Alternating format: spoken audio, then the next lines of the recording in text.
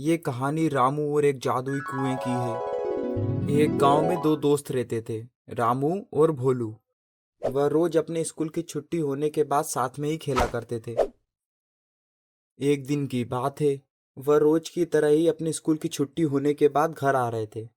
तभी उनको रास्ते में एक बड़े से पेड़ के नीचे एक गरीब बूढ़ा आदमी रोता हुआ दिखाई देता है। रामू और भोलू दोनों उसके पास जाते हैं और पूछते हैं। अरे दादा, आप क्यों रो रहे हो? तभी बूढ़ा आदमी अपने हालत के बारे में बताता है। अरे बेटा, मुझे बहुत तेज बुखार है और मैंने 4 दिन से खाना भी नहीं खाया है और मेरा कोई घर भी नहीं है। मैं इसी पेड़ के नीचे ही रहता हूँ। रामू को गरीब दादा की बात सुनकर बहुत दया आती है। तभी रामू को याद आता है कि उसके टिफिन में मैगी रखी हुई है।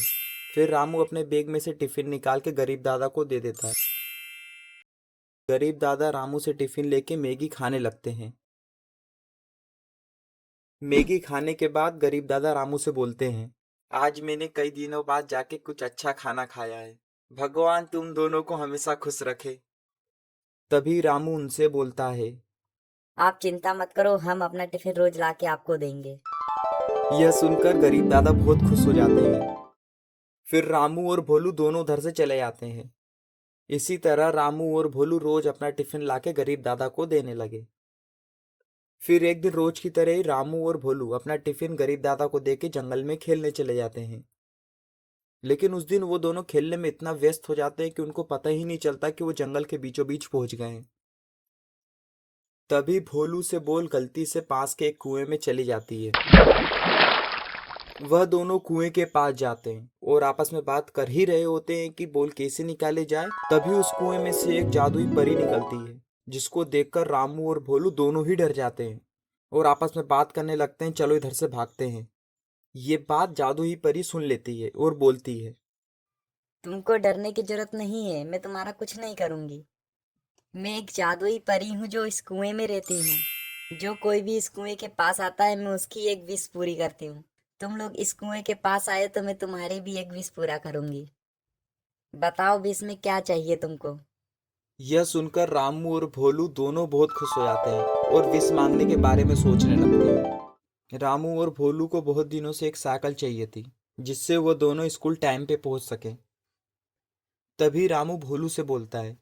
बोलियो, एक काम करते हैं, क्यों ना अपन विश में एक साइकिल मांग लेते हैं। साइकिल वाली विश का सुनकर भोलू बहुत खुश हो जाता है। फिर रामू परी से साइकिल वाला विश मांगता ही है कि उससे उन गरीब दादा की याद आ जाती है, जो उस बड़े से पेड़ के नीचे मिलते हैं। रामू भोलू की ओर देखता है और बोलता है। बोलू भाई, साइकिल तो हम बाद में भी खरीद सकते हैं। क्यों ना हम इस विश से गरीब दादा के लिए कुछ मांग लेते हैं। बेचारे पेड़ के नीचे रहते हैं। यह बात भोलू सुनकर बहुत खुश हो जाता है और रामू से बोलता है। हाँ रामू, बात तो तुम सही कह रहे हो। अपन गरीब दादा के लिए ही कुछ मांग लेते हैं। रामू और भोलू की बात जादुई परी सुन रही होती है। तभी रामू परी से दादा की पूरी बात बताता है और विश में गरीब दादा के लिए रहने के लिए एक घर और खाने के लिए कुछ अनाज मांगता है। परी रामू की विश पूरा कर देती है। फिर गरीब दादा के पास एक बड़ा सा घर और खाने के लिए बहुत सारे गेहूं और चावल आ जाते हैं। फिर रामू और भोलू परी को धन्यवाद बोल के जाने लगते हैं। तभी परी बोलती है। रुको, तुम लोग बहुत अच्छे हो। तुम लोगों ने अपने लिए विश ना मांग के उन गरीब दादा के लिए विश मांगी। मैं उससे बहुत खुश हुई। इसलिए मैं तुम लोगों को एक और विश देती हूँ। बताओ, विश में क्या चाहिए? यह बात सुनकर रामू और भोलू खुशी से फूले नहीं समाते। फिर रामू परी से अपनी साइकिल वाली विश मांगता है, जिसे परी पूरा कर देती है। फिर रामू और भोलू साइकिल लेके खुशी खुशी अपने घर चले जाते हैं।